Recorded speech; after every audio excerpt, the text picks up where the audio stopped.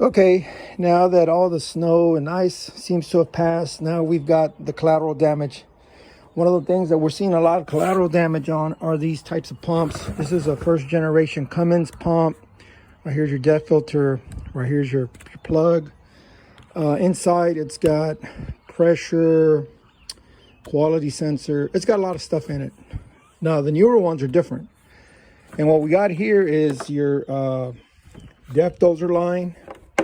And you know, your DEF dozer line has these plugs. And this right here, what this is your heating element.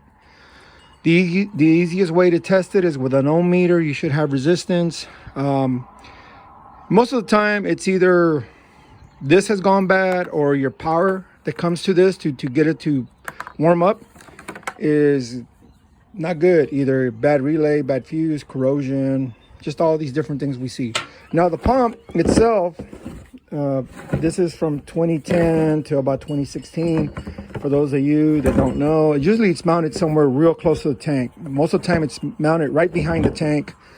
3 bolts. There'll be a plate that protects it from damage, and so you'll have to remove the plate to see it. There is a filter here, and the other thing we got here is you got your 3 ports. So what you got is you got your circulation. You got one that's coming from the tank, it's coming into the pump, and when it's not being used, it goes out back to the tank. And then one is your injector, which is your it's constantly putting pressure on the DEF dozer valve that's mounted in the decom tube, and when it's commanded to open, it provides, you know, it has constant pressure, so it's ready to inject. Meantime, so it won't deadhead when it's not being used, it returns back to the tank.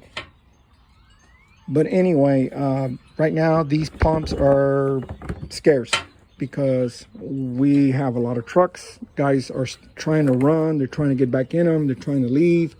They've been stopped for 6, 7 days, 8 days, 9 days, because guys stopped 2 days before all of this happened, and they sat there.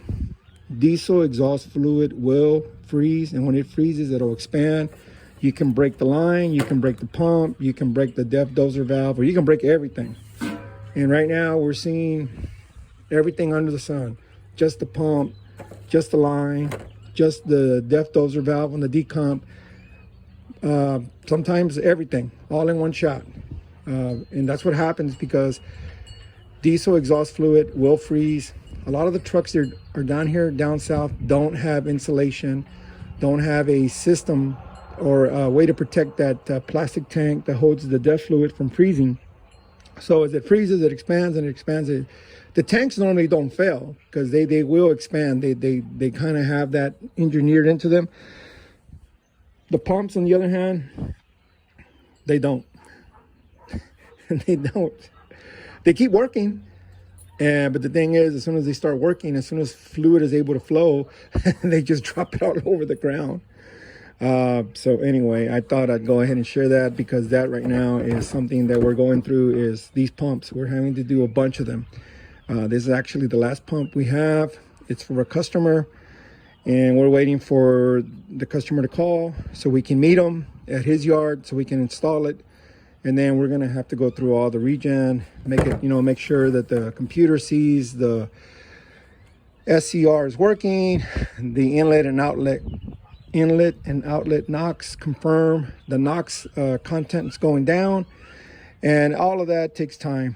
So we'll probably be out there for about, it depends on the truck. It might be a couple hours, it might be 4 hours. It just depends on how long that regen takes.